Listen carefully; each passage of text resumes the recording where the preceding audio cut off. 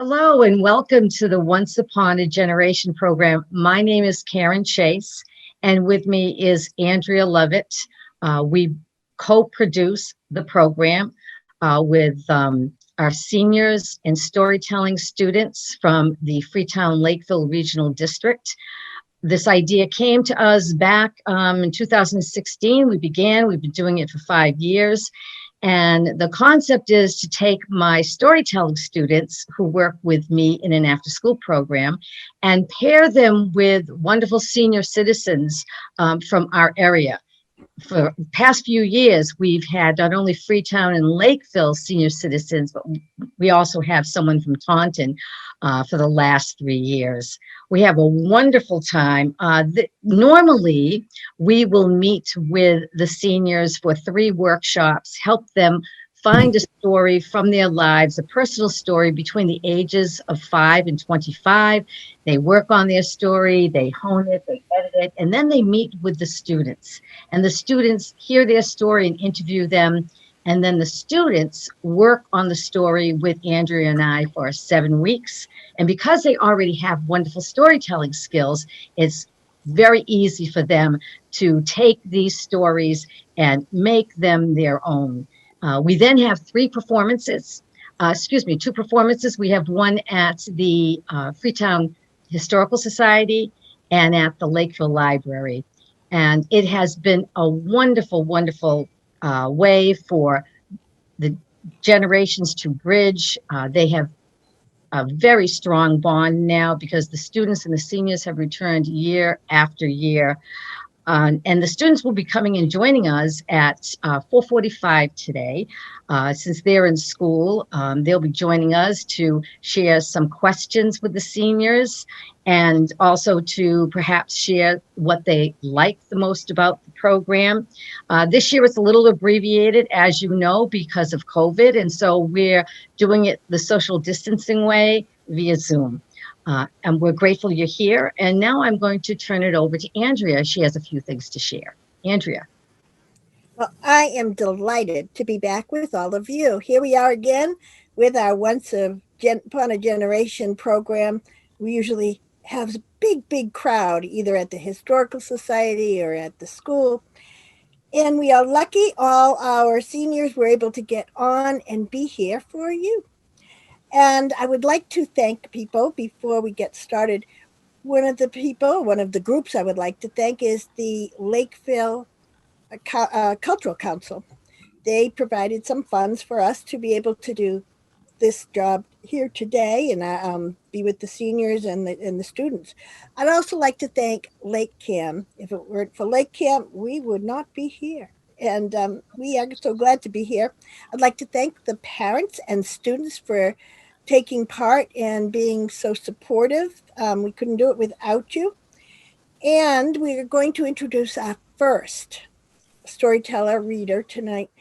I want to just say that when we started long ago, about 5 years now, that we had people that came in and they were interested in writing and telling. And Winston was one of the first people that came to us, and we are so glad he did. He had a lot of words back then, didn't you, Winston? Yes, I did.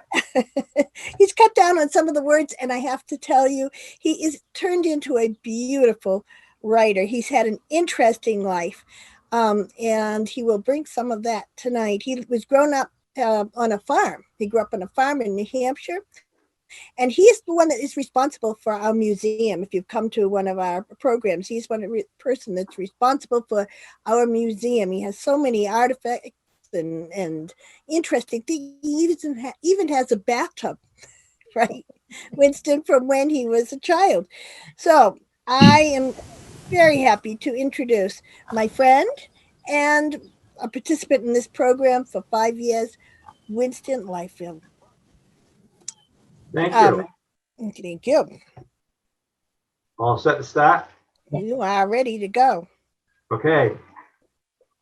16 going on 17.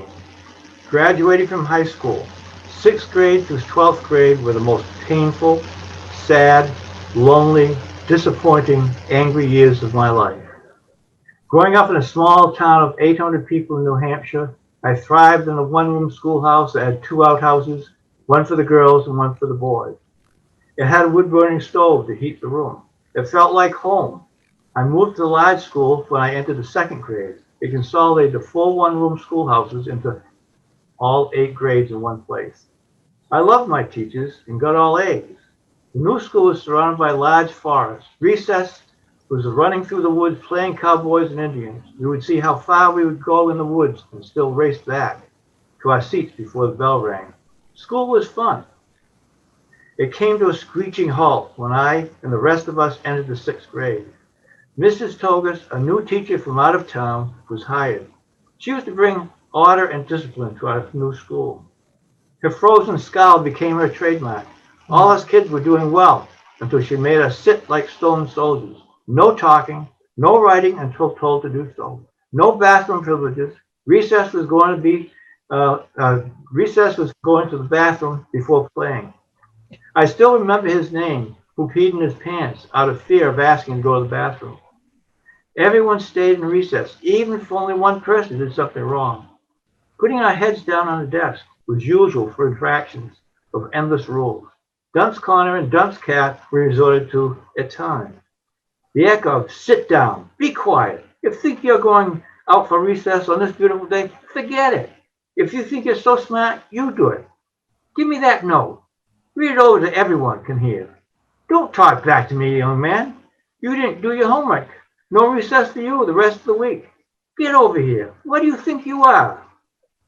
The pain was day and night. School became a burden not only for us kids, but our parents. No one deserved an A. There was no right to be had. Wrong was the plan of the day. Today was pretty much built into us kids. There were no hugs, no smiles, no help, no hope, no incentive to make the grade. Parents were up in arms, blaming the children at first, and finally Mrs. Togas. Nothing was done about it, and so my parents sent me to the city school in Exeter to complete middle school and then go on to high school. Life just got worse. The city school was torturous for many of us farm kids. Some thrived in a new environment, but I was not one of them. Nothing was fun. Raising my hand in class could be dangerous if I had the wrong answer. It was like walking on a tightrope. Life became waiting for the bell to ring for the next class, and finally the last bell on the safety to go home. My effort to fit in was like putting a square block in a round hole. I withdrew. I walked with hundreds of kids to classes all by myself. Standing before the class to present a book report was like being in a firing squad. I wanted to die. I wanted them to die. My mind would go blank. I hated school. I felt totally helpless to change things. Being shipped to the city school, I was confronted with card-carrying licensed bullies. These are the ones I was supposed to beat up to get them off my back. My parents did not believe in violence to solve problems, despite the teachers wanting me to do battle with them. I was encouraged to break the school rules as the teachers turned their backs away so I could show the bullies a thing or two. I could only think how stupid and ridiculous school is. I brought my lunch to school. Now you'd think I'd finally relax and enjoy my lunch. Not so. My raw milk straight from the cow was way too crazy for anyone. I never heard of such a thing. They would whip my jelly jar filled with raw milk out of my hands and smash it against the wall. I hated their laughter, the ridiculing. What's the matter?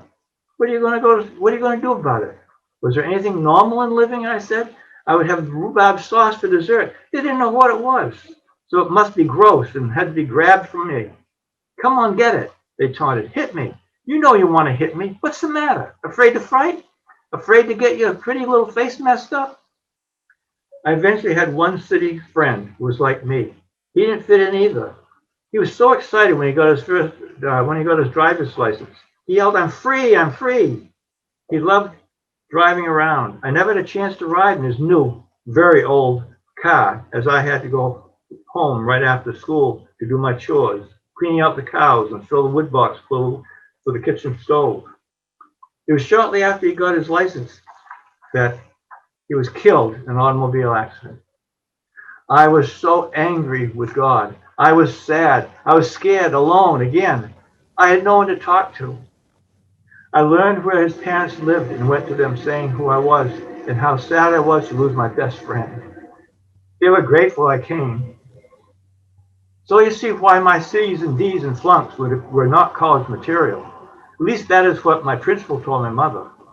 I think if he was alive today, he would have been shocked that I actually ended up getting my bachelor's degree at Barrington College and my master's degree at the University of Vermont.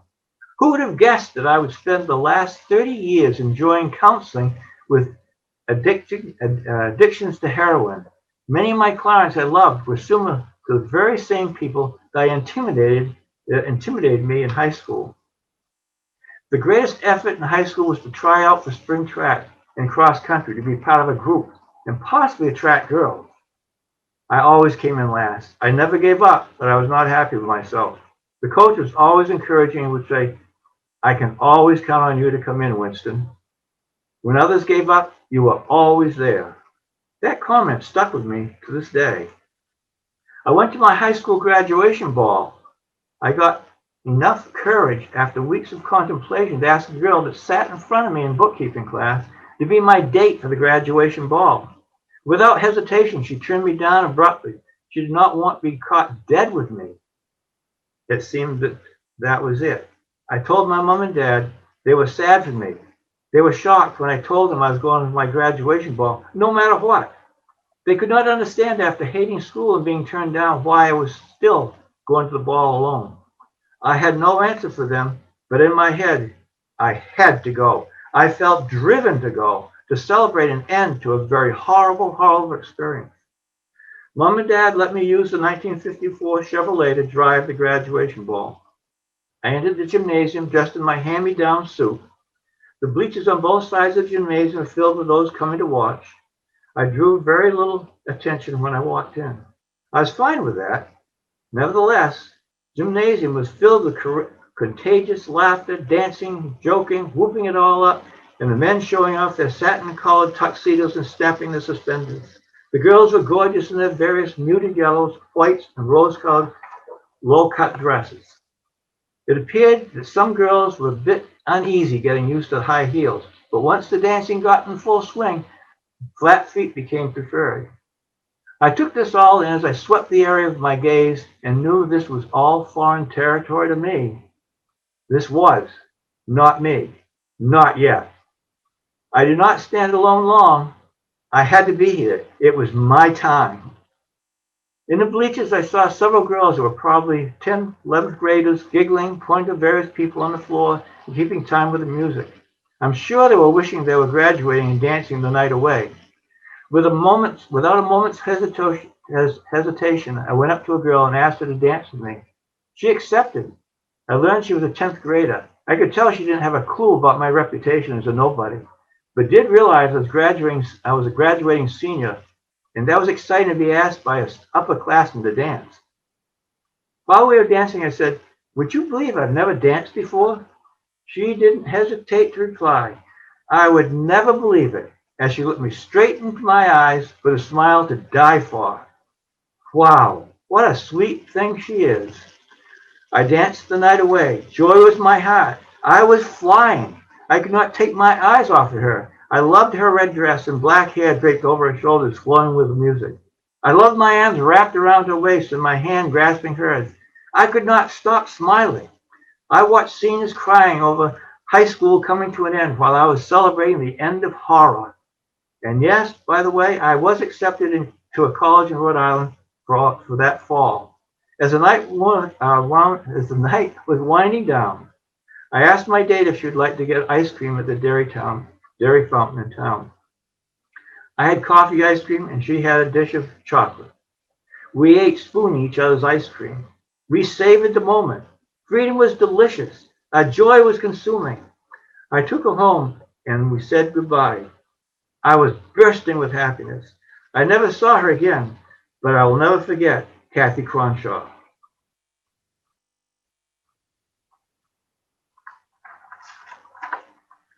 What a wonderful job, Winston. Thank you. Thank you. Karen, would you like to introduce Kathy? I would. Thank you, Winston. And just so our audience knows, normally these written stories, these wonderfully written stories, would be performed by the students, not read. But because of the times we're in right now, the seniors have been so gracious in reading their stories for us. Thank you, Winston. That was wonderful. Our next storyteller and writer has been with us for 5 years. Her and her husband, Pat, are both part of a writing group, and we were delighted that they joined us. Kathy always brings such beautiful, poignant stories laced with humor. Sadly, this year, Kathy lost her sister, and this is a tribute to her sister. Kathy, when you're ready, please begin reading your story. Thank you. And I have my partner here if it gets too much. A night in Newport from days gone.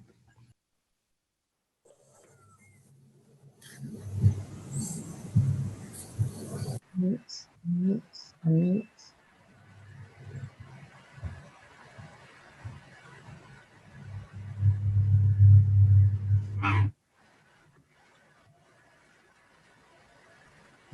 Story is about my brother-in-law the night I met him. Mom suggested we go to USO. There was a branch in Newport, Rhode Island, and this sounded like a lot of fun.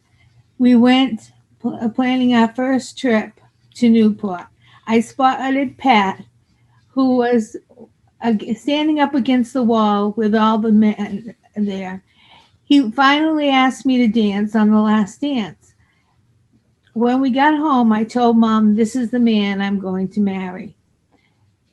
We went to Newport every Wednesday night. We continued going, and I was one of the lucky ones. I met Pat. Wednesday was our night for the dance, and a whole group of us went every week. Most of the girls were very lucky and found a new boyfriend. Kathy? Yeah. Kathy, I'm going to interrupt you for a moment. Okay. We would like you to restart your story. I'm sorry because you were muted for the first part of your story. So would you mind restarting, please? All right. Thank you, dear. A night in Newport from days gone past. If you're lucky enough to have a sister, I hope she was as wonderful as mine. She was just a sister to me, but but a friend also. She had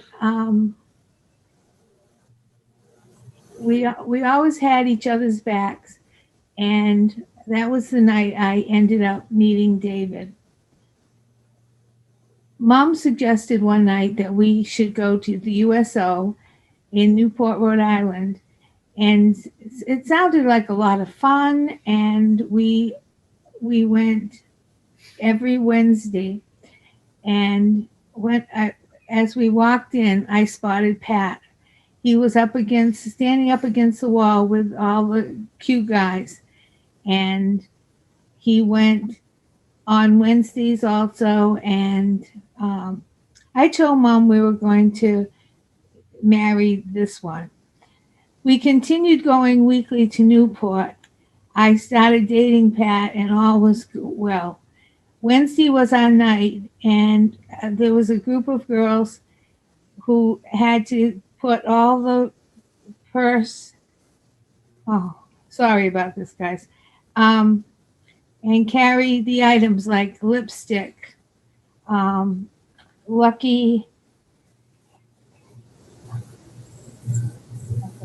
Each night when we went, we'd have one person, and they would carry everything with them.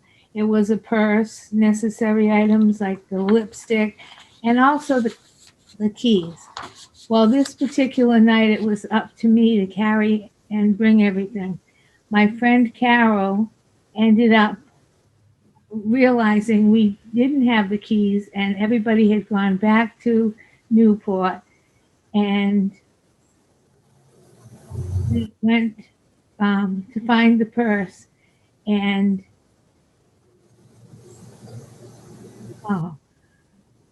I'm sorry, guys. I know it's not coming out well.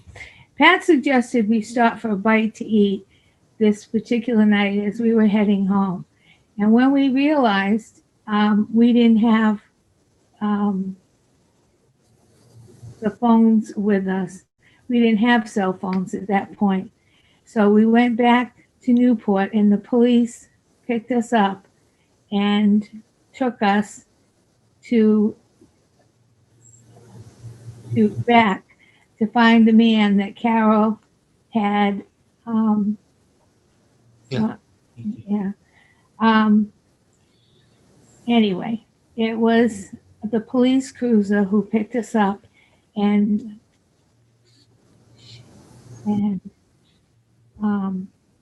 they called Dad, and the officer asked Dad what happened, and doesn't this sound strange to you that they would be breaking into a car?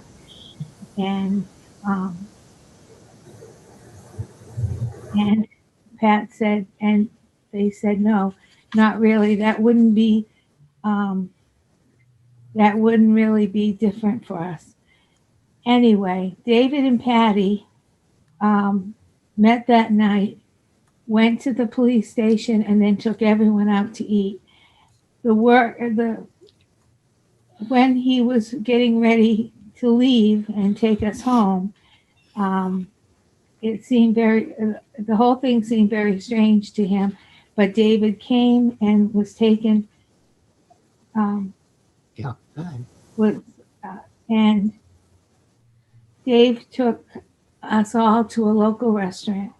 And when I arrived in Newport, he looked at me and said, are you the crazy blonde that I have been hearing about all night? And I apologized because I knew it was going to be a hard one, and I know it didn't organize, but You did a good job. well, that was a very special night. Thank you, Kathy, and thank you for sharing the story and for sharing your sister with us. We know it was difficult, but what a lovely tribute, sharing your sister with us. Thank you. Now, Andrea is going to be introducing William for us. Andrea. Well, it gives me great pleasure. William came to us from Taunton. He was with us, I think this is your third year, William. And William has a love of baseball, always had a love of baseball. If you love baseball, you will love this story. Let me take it away with William. Little League Baseball, not for everyone. The Little League Baseball series will soon be upon us, and I will therefore take this time to tell of my experiences with Little League Baseball. One day in early spring 1957 or 58, the announcement was made in school that there was going to be Little League Baseball tryouts at the Little League Baseball complex on Saturday. My friends Lonzie and I and Joe were excited. We wanted to play Little League Baseball. When we got home from school that day, we asked our parents if we could go and try out. We told them we knew where the tryouts were and we had the money to take the bus and get there on Saturday.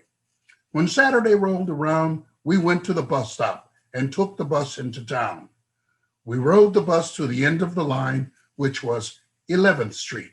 The complex now is on 18th Street, so we had to walk the rest of the way. We didn't care. We were going to play baseball and be second baseman like the great Jackie Robinson. When we arrived at the complex, there must have been about 100 or more kids there already playing. One of the organizers came and got our attention and said, "Listen up, fellas. I want you to line up behind the sign marking the position that you intend to play." Since we all wanted to be Jackie Robinson, we lined up behind the sign that said second base. There were about 15 or 20 of us wanting to play that position. Another man came to register us. One by one, he questioned us and completed the registrations. The first question he asked was, "Where is your glove?" I answered, I don't have one. To which he replied, well, how are you going to play second base if you don't have a glove? I answered, we thought you had them. No, he said, each player has to bring his own glove. Next, he wanted to know where I lived, and I told him the Valley Homes housing projects. He said, that's in Allegheny County. This is Beaver County. You can't play baseball here. You have to go to Allegheny County if you want to play. I answered, well, we go to school here. He said, that's different. You have to go to Allegheny County to play Little League Baseball. I had no idea where Allegheny County was. I just barely knew where Beaver County was. So ended my Little League Baseball playing days. Fast forward 30 years, and I now know what county I live in, and I know how to get to the Little League Baseball complex. I have purchased my son a brand new baseball glove. He is registered to play Little League Baseball. The coach has selected him to play right field. The game is going on. The batters are coming up. They're swinging. They're missing. They're popping up. They're doing everything but hitting the ball to right field. My son is bored out of his mind. He decides to put his baseball glove on top of his head. Then he starts to pick blades of grass and look at interesting things in the grass. Finally, the last out has come, and he trotted to the dugout with the rest of the team. I walked down slowly to the dugout and got his attention. And I told him he was to pay attention out in the field. Play baseball. That's why we're here. His team strikes out quickly. 1, 2, 3. And now he's back in the right field position again. Baseball glove on top of his head. He's looking up into the sky. The clouds going by. I yell out to him, get ready. Get your glove off your head. The ball may come to you at any moment. It was about this time that the mothers in the crowd, with their bags full of donut holes, juice boxes, and participation trophies, attacked me like a bunch of angry mother hens. They were telling me I shouldn't be yelling at him, that he was just a little boy. The kids were out there to have fun, not, don't be so serious. I didn't take too kindly to this criticism. After all, how did they expect me to get his attention? He was way out there in right field. He was way out in the right field. After all, I thought, these kids were here to learn how to play baseball, not pick daisies. Shortly thereafter, my son's Little League Baseball career happily ended for both of us. Seems he would have rather been doing something else other than standing in right field. I enrolled him in an art class where he learned quite well, I might add, to draw and paint grassy meadows and clear blue skies. He even earned numerous awards for his artistic creations. After all, Little League Baseball is not for everyone. I love that story. Everybody loved that story, William. I loved it the first time I heard it, and I love it now. I have the pleasure to introduce Karen again, because Karen is going to introduce Shirley Chase, one of my other favorite people. Now, all of the seniors, are, have a special place in my heart, but this senior particularly because she's also my fabulous mother-in-law.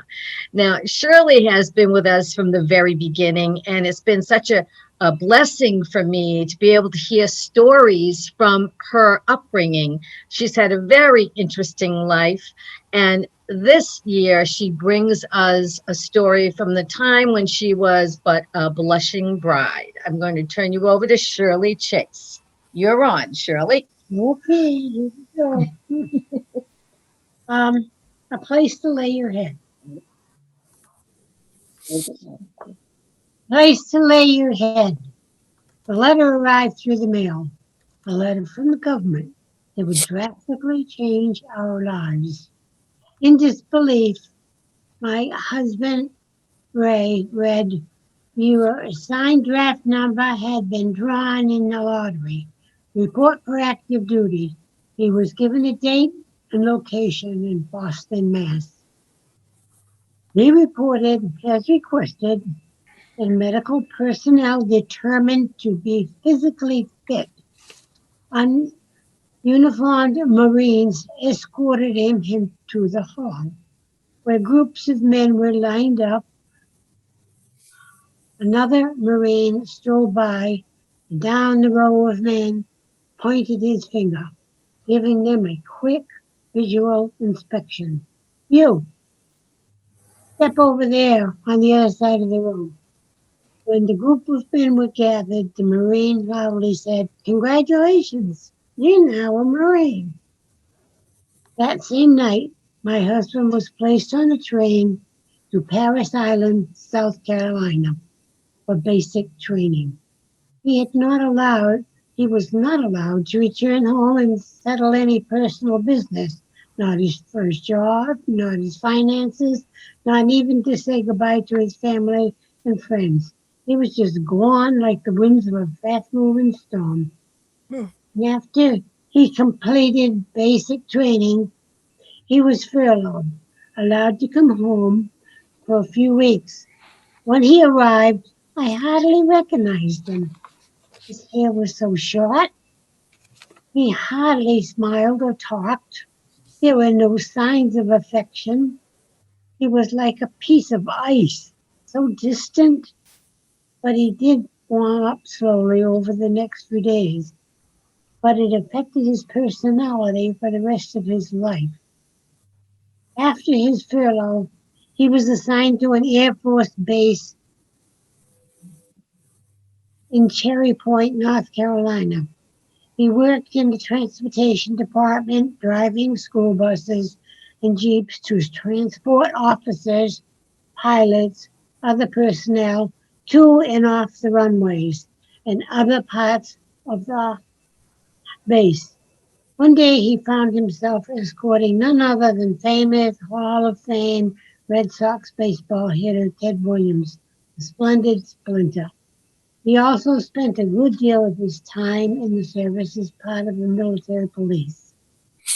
After a few weeks of living in the barracks, he called me and asked, "Would you move down to North Carolina to live while I'm stationed here?" He didn't have to ask twice. I purchased a suitcase, quickly packed, bought a train ticket, and was on my way to. I felt like $1 million babe. I was proud of myself. The trip took 24 hours, and since I couldn't afford a sleeper car, I slept sitting up the entire way. I chatted with anyone willing to talk, and I watched as the scenery whizzed by. But I was so excited. My first trip alone, my first trip beyond Massachusetts. We finally reached our destination. I remember my first impression. Most every time, everyone was so tan from the sun, and I so white by comparison. The weather, how wonderful to have a good night's sleep. We stayed in a bed overnight in a bed and breakfast. Nice bed. Yay. Well, it was wonderful to have a good night's sleep after that long train ride. In the morning, the room, pushed by a slight warm breeze, birds were chirping, then suddenly church bells began to chime. It was a perfect combination of soft, comforting warmth and sounds blended together to welcome me. I remember it so clearly. We stayed the week in a guest house on the base.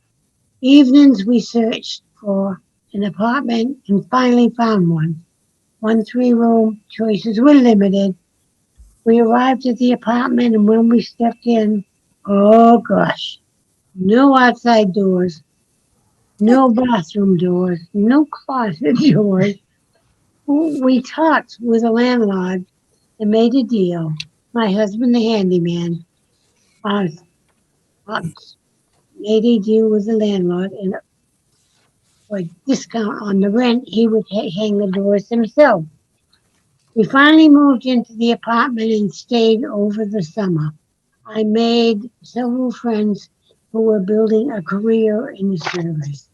I was exposed to North Carolina's 3-day heat waves, 112 degrees, no fans, no air conditioners, no sleep. The thunderstorms were so intense, I would hide under the bed pillow, terrified. Times were tough, but there were still things to be grateful for. One day, a painfully thin, small, black and white flea-infected dog suddenly appeared in our yard. In an instant, I fell in love with her, and we immediately adopted her. I named her Dixie Girl. I loved her so much. She turned out to be a very devoted friend and member of the family. Fall came, temperatures were cooler, and now the apartment had no heat. The landlord kept putting us off.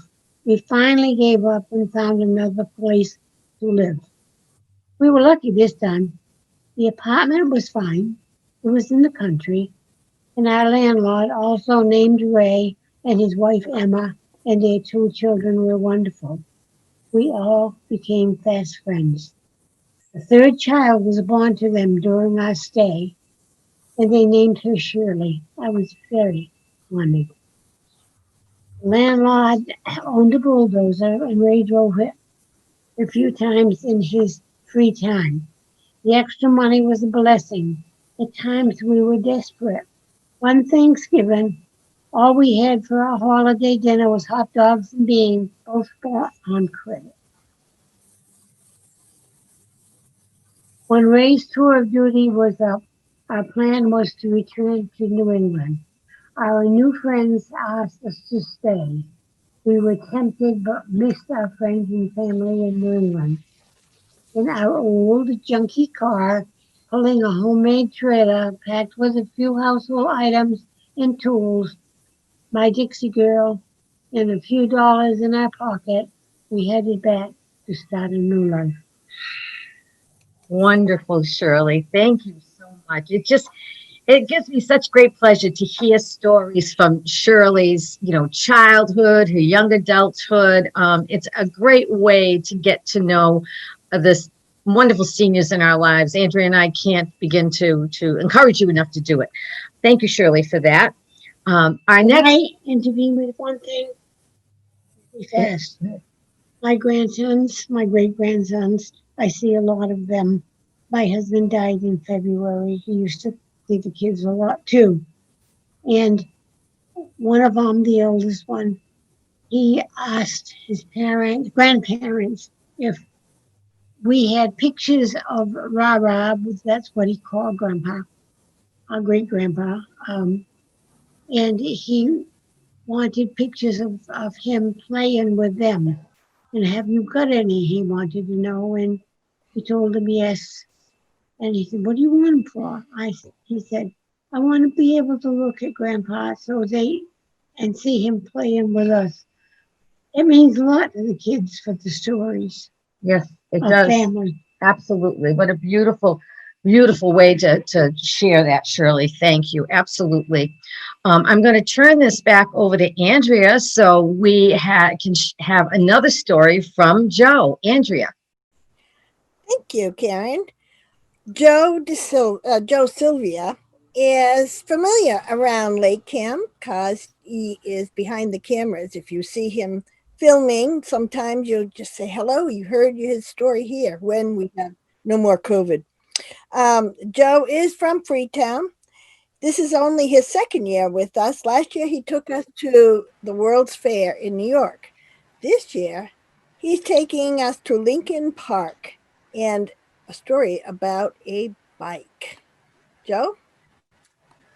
Okay, I guess I'm on. All right, just one little correction I'd like to make. I live in Lakeville. Oh, Not Freetown, yeah. I visit Freetown often, though. happy you do. Okay, I guess we're ready. The Runaway, Hideaway bicycle. My first experience with a full-size bicycle was in the summer of 1956 when I was 8 years old. My family was at the Lincoln Park Amusement Park located in Dartmouth near the Westport-Dartmouth town line. One summer evening, there was a raffle for a Schwinn bicycle, and our ticket was chosen. My father went to the stage to get the bike. It had 24-inch wheels, single-speed gear with a brake on the rear wheel. The brake was activated by moving the pedals backward. At that time, multi-speed gearing and front and rear hand-operated brakes were rare. The color scheme was blue with off-white trim. It was shiny, handsome-looking, and exciting. The raffle was the last event of the evening. Most of the park visitors had left, and those people at the raffle were also leaving. The park was gradually closing. There was room for a short bike ride. I asked Father if I could try the bike, and he said yes, but he wanted to stay close to me. With some help from my father, I was on the saddle. I then realized how tall the bike really was. To hold the bike upright when not moving, I had to move off the saddle to reach the ground. My younger brother David noticed the situation and said, "You look like you're going to fall over. You need training wheels." I did not appreciate the comment, and I wanted to show everyone I could handle the bike, even if not perfectly. Father said he would be behind me to help me stop. It would be a short, slow ride. I got back on the saddle and gradually moved forward down the concourse toward the clam-baked pavilion. It was easy for Father to stay with me because I was going so slowly. At that slow speed, the bike felt wobbly. Holding a straight path was not easy. I needed more speed. Pumping the pedals faster, the bike speed increased. There was no wobbling. I was riding a straight route, sensing the feel and sound of the air, riding just like a big kid, except I wasn't a big kid. I finally realized that Father was no longer near me. Looking behind to locate him was not possible. I had to slow down. As I slowed, I approached the man and woman. The man noticed me approaching with a wobble, and he stopped the bike by holding the handlebars. What luck. He asked me how I got the bicycle in the park. I told him about the raffle. He laughed, congratulated me. Then he pushed me off down the concourse. That's not what I wanted. Once again, I was riding toward the pavilion. At that hour, a few people were there. I was headed for the passageway between the pavilion on the left and the cooking area on the right. Riding through the passageway, I surprised the remaining people who did not expect to see a bicycle in that area. Kiddieland was beyond, and like the rest of the park, it was closed. I was quickly approaching the Tuna trolley ride. There was no way to avoid it. The ride was surrounded by a multicolored wood picket fence. I had to slow to a stop, quickly move forward off the saddle onto the asphalt before hitting the fence. As I slowed, I was moving closer to the fence. With further slowing, I started to wobble, and the fence looked even bigger. Before I could come to a complete stop, the front wheel rolled into a space between two pickets. The bike was stopped and upright. I was lucky. I hastily moved off the saddle onto the asphalt and moved the bike away from the fence. No one would know how I actually stopped. At the pavilion passageway, I met my father and David. Mother, not a runner, was not yet with us. He said all of us will walk to the car and find a way to place the bike in the trunk. We had no bike rack at the time. As we were walking to the car, David announced, "We saw you hit the fence. You need training wheels." At home in Fall River, I had several unnerving experiences riding the bike at the side of the street. Father was always with me. I did learn how to make a stop, awkwardly.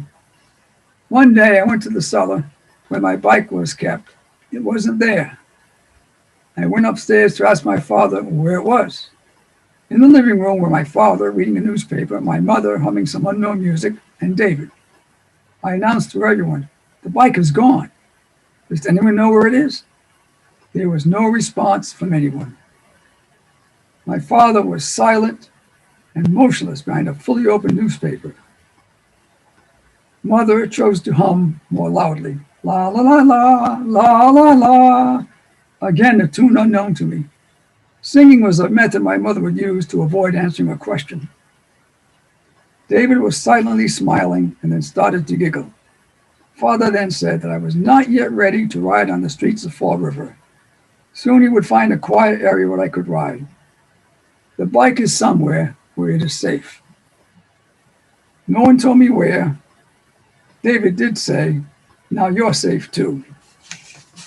The location of the bike would remain a mystery to me until one day when we visited my mother's elderly Aunt Caroline in Somerset.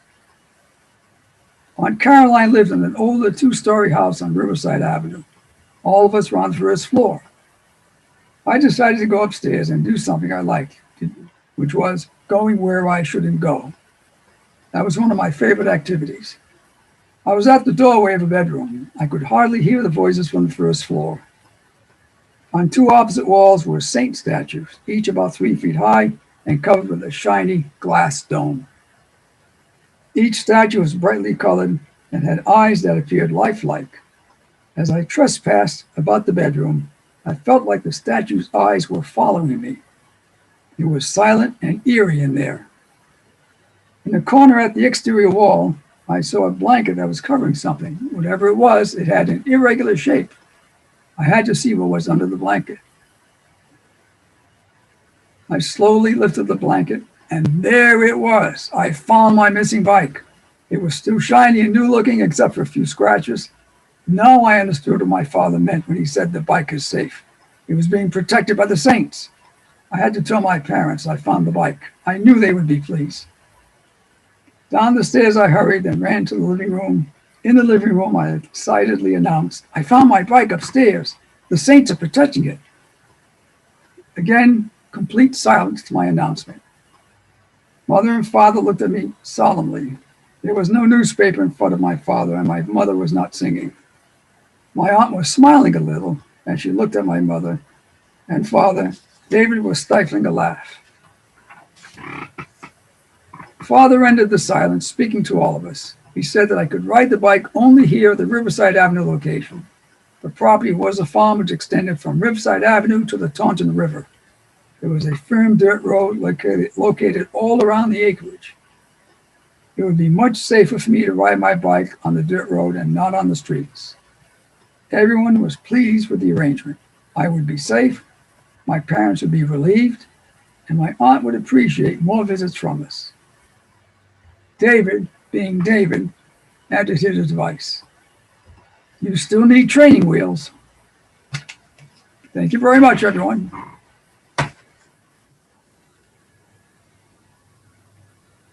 I do love that story, Joe.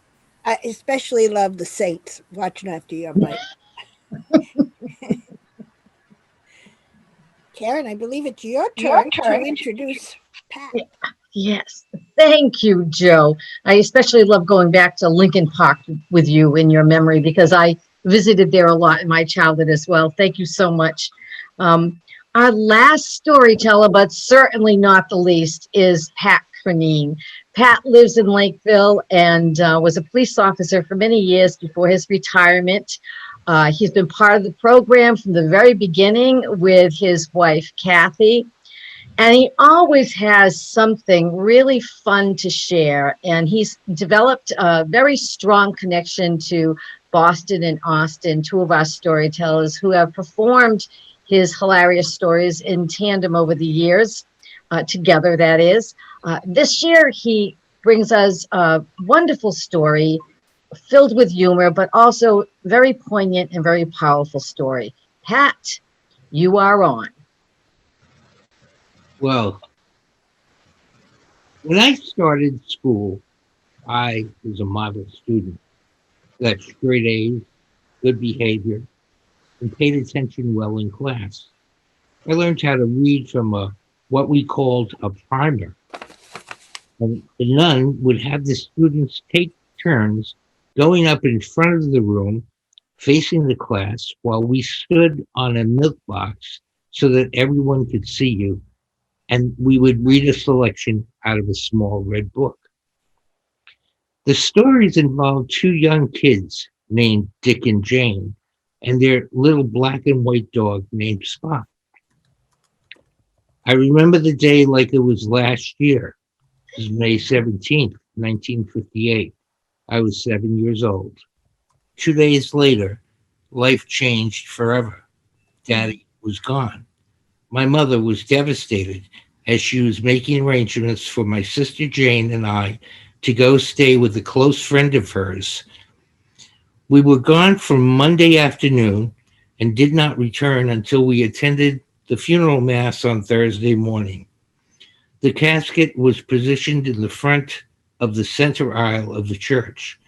At that time, I was forced to take it on faith that my father was inside that box and gone forever in this world.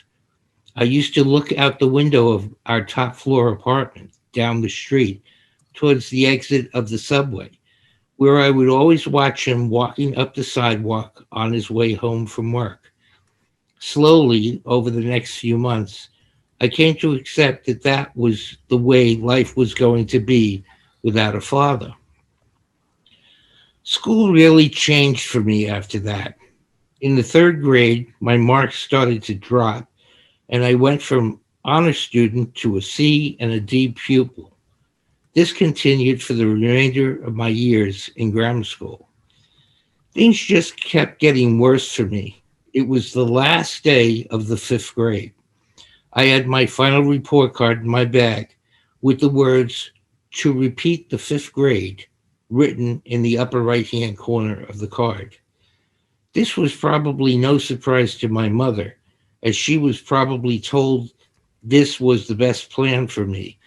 But for me, I had no idea how I was going to explain this when I got home. Fear overtaking me, I climbed the 6 flights of stairs to our apartment and slowly entered. I gave the report card to my mother, and though disappointed, she didn't appear to be surprised. She then let me know that I was going to Camp St. Benedict in New Jersey tomorrow morning for 9 weeks. I was overcome with guilt, and I started to sob, as I didn't feel that I deserved something so good. But in retrospect, I think this was done to spare me the mean streets of the neighborhood that we lived in. We made the trip down to Port Authority for the ride over to New Jersey. I was going to be gone for the entire season, which was 9 weeks. We arrived at the camp and went to check in at the administration building. There we met the staff and some of the counselors. They took me up to the area where the cabins were. There was a large green with 10 cabins equally spaced around it. I was assigned to cabin 5 that summer and had 2 counselors, Frank Minet and Kevin Curran. They seemed to be real nice and were both in the seminary studying to be priests. There were about 20 other kids that lived in the cabin that summer. I met a lot of kids my own age who came from all over the tri-state area. They were really nice compared to the kids in my neighborhood. Every 2 weeks on Saturdays, which was turnover day, I would see a brand new, fresh group of campers come to the camp. That night, we would start off the camp season with a bonfire, which was held on the archery field. It was an opportunity for the new campers to meet the staff and to sing songs sitting around the campfire, usually hits of Peter, Paul, and Mary, who were very popular at that time. There was so much to do at camp that kept you busy. For me, I was engrossed in all the activity. I never got homesick once, although I did see and hear some of the campers in my cabin cry themselves to sleep at night. Not me. This was a whole lot better than living on the top floor apartment in the city where it would be hot as hell and you couldn't drum up a breeze. Some of my new adventures included archery. I never shot an arrow before, other than one that had a 6-inch staff and maybe a rubber plunger tip on the end of it. They would start you off your first session with the instructions on this sport. We use 15-pound bows to start. They explain the use of an arm guard and why you put them on. And the targets were out about 15 yards. And the more proficient you became, the further the target was moved. Then came swimming. I didn't know how to swim that first season. I started off swimming in, quote, the crib, unquote. The lake had a concrete pier that was joined by a wooden structure that created a 3-foot swimming pool area. This was appropriately called the crib. The days you were assigned to swimming in the morning, you would receive lessons learning different strokes and being able to float and tread water. Eventually, you would let a counselor know that you were interested in taking the swim test in the deep water. Every time you were on, every time you were on the lake or the crib, you would always partake in the buddy system. They would require you to team up with a partner for that period. Every 15 minutes or so, a counselor would blow a whistle, and you would find your partner and join hands and lift them up over your head. After a count of the buddies was completed, you would hear the whistle again, and you could go back to swimming. I learned how to shoot a gun that year. We would have periods at the rifle range, and they taught us how to shoot a 22 caliber long rifle. Safety was always paramount in the minds of the instructor. It was always drilled into your head to keep the muzzle pointed downrange. With both the rifle range and archery, it was possible and reinforced to compete for different medals at the more proficient you became. In both areas, I earned a fistful of medals and awards during my stay at camp. One thing that I absolutely loved at camp was horseback riding. The first day, my fellow campers and I went to the corral and were given instructions on how to handle and act around horses. They had horses of every shape and color. They even had 2 Morgans, a particular type of horse that were named Chic and Doc.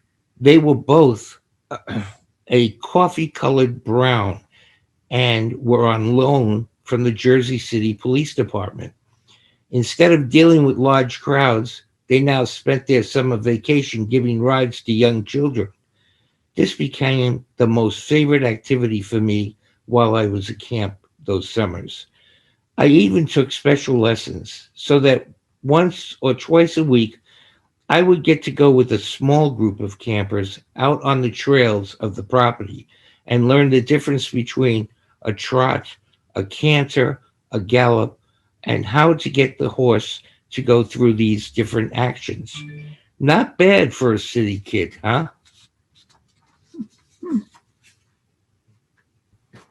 If everyone could unmute themselves, and let's give a nice round of applause to all our seniors who have never been the ones that have been on stage. It's always been the students. Good for you.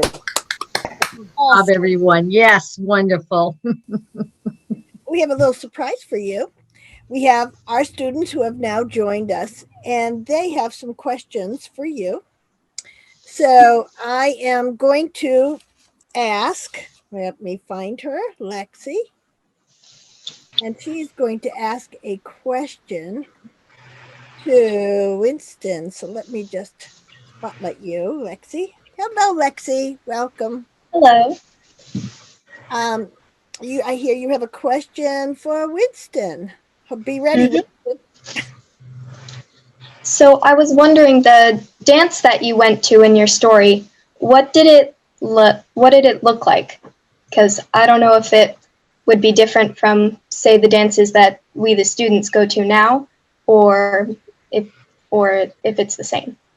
It's a great question. Here, I'm going to spotlight Winston so he can answer that. All right. one of the things is they had these huge, and I don't know if they have them now, but these huge bell-shaped gowns. They were just, and so I don't know if they do that now or not. I think they're more now is strapless and slimming and things of this sort. I don't know whether so that was something. I just always the guys were always doing the snapping their suspenders and having these shiny tuxedos and stuff. So it was just different. It was in a gymnasium. I don't know if they still have all these people come to a ball anymore, but they at that time it was a big crowd all around. I don't know if I answered your question or not, but Thank you, Winston. Yeah, I think you did. I like the snapping your suspenders. I wonder, Winston, would you be snapping your suspenders? not with my hand-me-down suit. I have another question from Molly, and she is going to ask Kathy a question. Hello, Molly. Hi. Hi, Molly. So at the dance that you went to, what was it about Pat that made you realize he was the one you wanted to marry? Ooh, good question. I actually did know right away. And it was, there was a rule. You had to dance with anybody who came to you. And Pat was in the Navy. And I walked in and my girlfriend said to me, look at it. And I said, look at that guy. I'm going to have him come over by the end of tonight. And her name is Ginny. And at the end of the night, she came walking out and she said, you did it. You did it. You got him to come over. But it was what was called the USO, and it was for Navy personnel. And we went every week, and it worked. Here I am. Oh, Kathy, thank you. Your handsome devil there, Pat, I guess, coming right over. Was she the most beautiful girl there? Oh, most definitely. Remember, you're on camera, of course. We have another question from Aurora, and Aurora is going to ask William a question. Hello, Aurora. Thank you for coming on. Welcome. How did you feel when they said that you couldn't try out? Were you like disappointed or did you really want to try out, or are you kind of just like, okay? No, we really wanted to play, and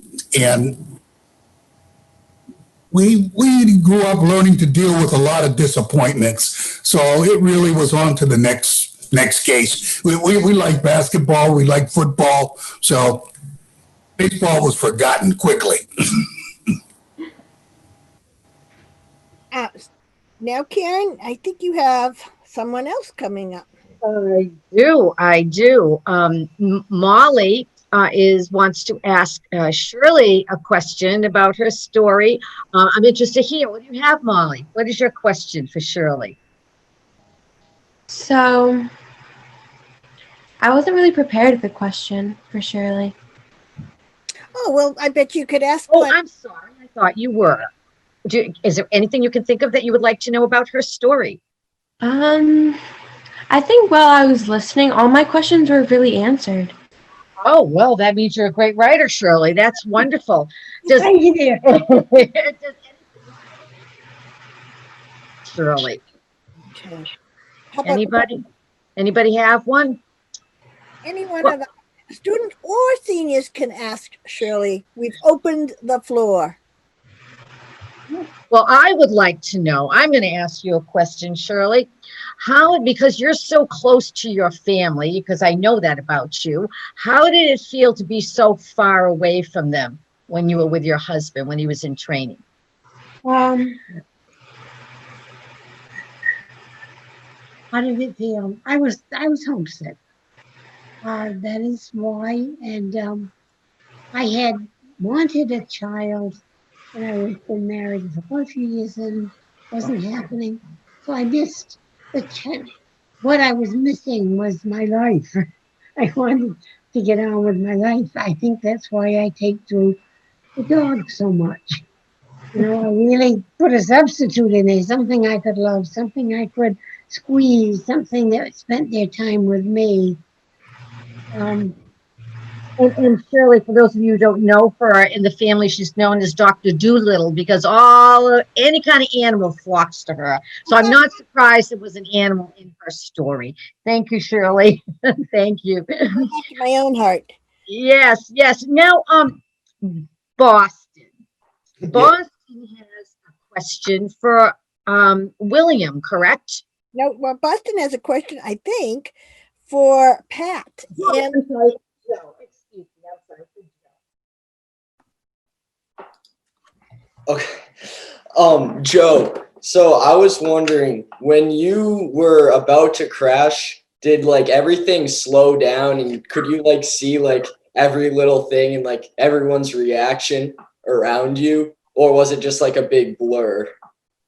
This is approaching the fence. You're referring? Yes. All right. Yeah. Well, no, I'm just concentrating on trying to stop and to not wobble and try to stay in balance. But the bike decided to fall me, went right into the picket fence and held itself up.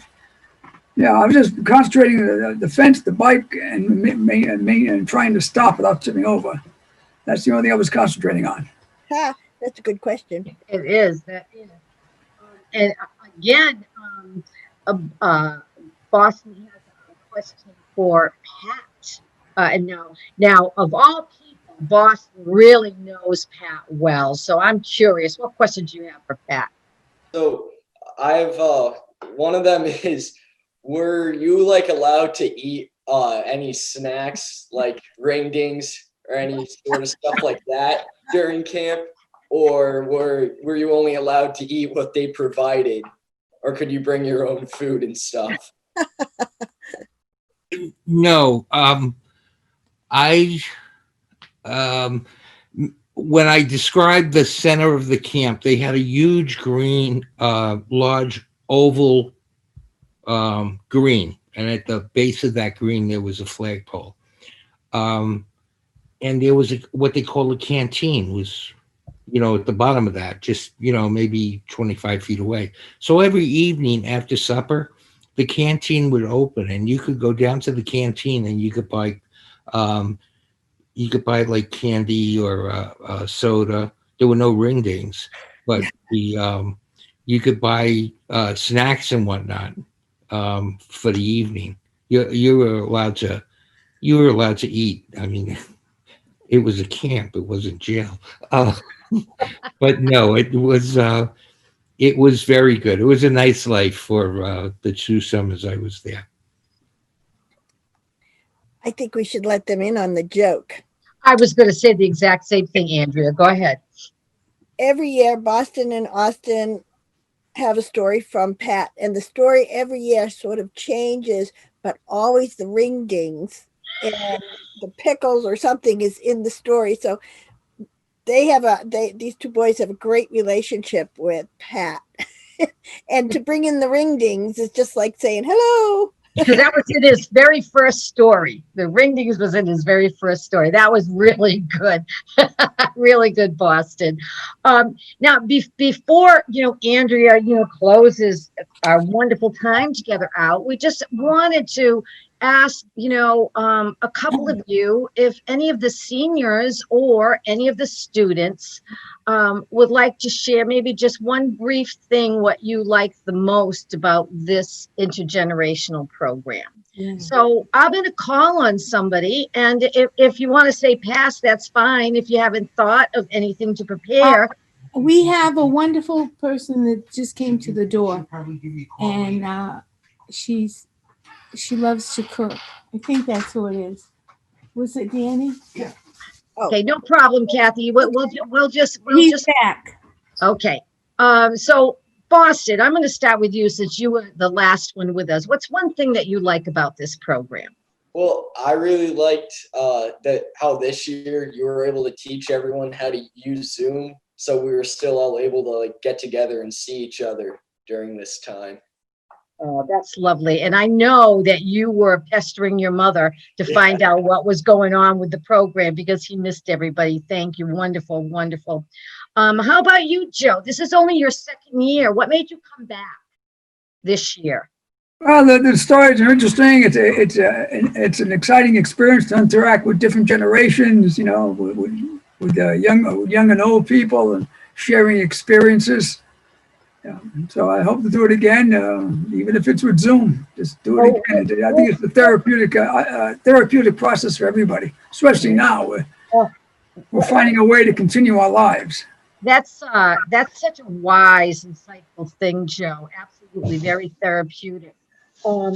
Thank you for that. And we're so glad you came back this year. What a great story you brought us. I'm already putting together ideas for future stories. Oh, I love that. That's wonderful. That's wonderful. Aurora, do you have anything you want to share that you like about the program? You've been with us so long. I like that I can hear about like the past and how life was, but like from actual people instead of maybe like an article or a book that I read. And you are an avid reader, right, Aurora? You're always reading. I know that. William. Yes. You came 3 years ago. You found us when you saw an advertisement. You decided to come from Taunton, which is fabulous. So what brought you to, what made you stay? One of the things is I enjoy watching the kids. You know, this is my third year, and you see how they grow and how they change. A couple of the kids came on this year, and I almost didn't recognize them. They've changed so physically, you know, and obviously the growth in their stories that they tell. I also enjoy listening to the stories that my fellow seniors present to us. Winston's story this year about his dance, it reminded me of a prom that I went to. I went to a senior prom as a freshman. You know, things like that, they bring back fond memories to you. And it's interesting you said that because Andrea always says one story calls another, which means somebody else's story sparks a memory, and that's wonderful. Pat, what about you? What do you like about coming? You've been with us for 5 years. Yeah. First of all, the two youngsters that I'm dealing with, Austin and Boston, if I was their age, I would be hanging with them like wallpaper on a wall.